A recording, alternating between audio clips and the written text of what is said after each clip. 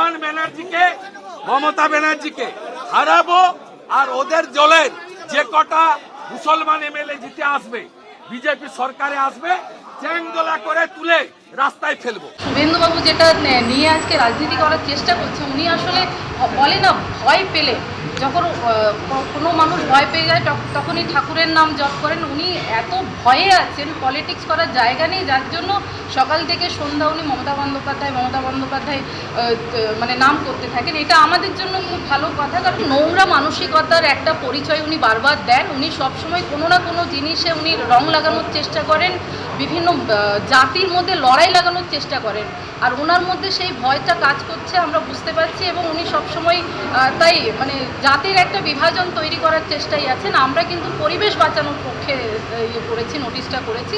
আর ওনাকে বলবো যে একটু সুস্থ মানসিকতা নিয়ে একটু কাজ, যদি মানুষের জন্য কাজ সত্যি করতে চান তাহলে এগিয়ে আসুন। বঙ্গ বিধানসভা আজও সরগরম। বিজেপি বিধায়করা তারা আজও ওয়াকআউট করলেন। সিদ্দিকুল্লাহ চৌধুরী এবং হুমায়ুন কবিরের মন্তব্য প্রত্যাহার করতে হবে এই দাবি আজ জানান বিজেপি বিধায়ক শঙ্কর ঘোষ। যদিও এই নিয়ে আলোচনার অনুমতি দেননি অধ্যক্ষ বিমান বন্দ্যোপাধ্যায়, এবং তারপরে কিন্তু বিজেপি বিধায়করা তারা ওয়াকআউটের সিদ্ধান্ত নেন।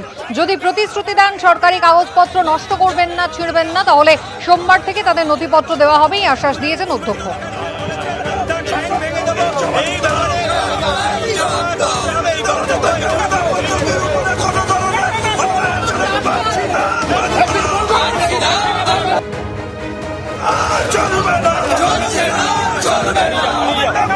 আগে ওনাদেরকে বলুন, প্রকাশ্যে পশ্চিমবঙ্গের জনগণের কাছে হুমায়ুন কবির, ফিরহাদ হাকিম, সিদ্দিকুল্লাহ চৌধুরী, হামিদুর রহমানের মতন বিধায়করা যেন প্রকাশ্যে পশ্চিমবঙ্গের মানুষের কাছে ক্ষমা চান।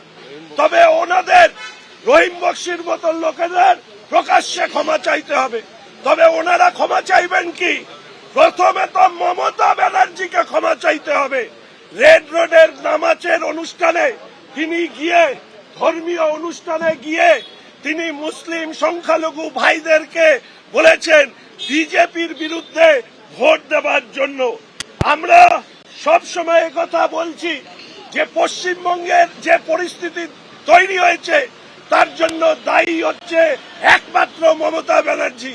তিনি মুসলমানদের থেকেও বেশি মুসলমান হতে চাইছেন। তাই আমাদের মাননীয় বিরোধী দলনেতা বলেন এটা হচ্ছে জামাতের সরকার চলছে। বিধানসভার ভেতর শাসক বিরোধী উভয়ের যে ভূমিকা তার সমালোচনা করেছেন অধীর রঞ্জন চৌধুরী। আজকে বিধানসভাতে কেউ বলছে মুসলমান ঢুকতে পারবে না, কেউ বলছে ঠুসে দিব, বাকি তো কোনো আলোচনা নাই। এ রাজ্যের ভবিষ্যৎ নিয়ে আলোচনা নাই, এ রাজ্যের আর্থিক অবস্থা নিয়ে আলোচনা নাই, এ রাজ্যের শিক্ষা স্বাস্থ্য নিয়ে আলোচনা নাই, কিছু নাই।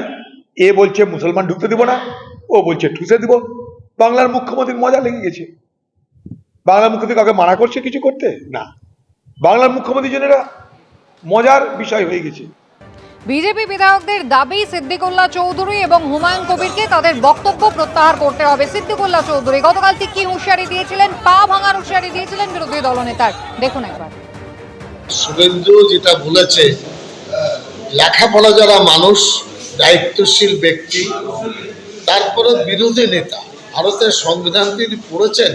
ইলেকশন কমিশন দলের স্বীকৃতি দেয়, দল প্রার্থিত্ব দেয়, জেতার পরে ভারতীয় সংবিধানের ভিত্তিতে লেজিসলেটিভ অ্যাসেম্বলির মেম্বার তাকে বলছেন চ্যাংদোলগুলো তুলে দেবো, এদের তো দেশের বাইরে পাঠিয়ে দেওয়া দরকার। ভারতের সংস্কৃতির মানুষেরা নয়, আর বাংলার সংস্কৃতি তো নয়, অসভ্যতা বর্বরতার প্রতীক। এইরকম অসভ্য ভাষা বললে কোনদিন মার খেয়ে যাবে। আমি বলছি সে কথা, কারণ একটা ব্যক্তিকে বলতে পারে যে সিদ্দিকুল্লাহ খারাপ, আমি খারাপ বলে বুঝে নেব। একটা সামগ্রিক জাতির প্রতি তুমি এইভাবে কটাক্ষ করবে, তার কোনো প্রতিবাদ হবে না।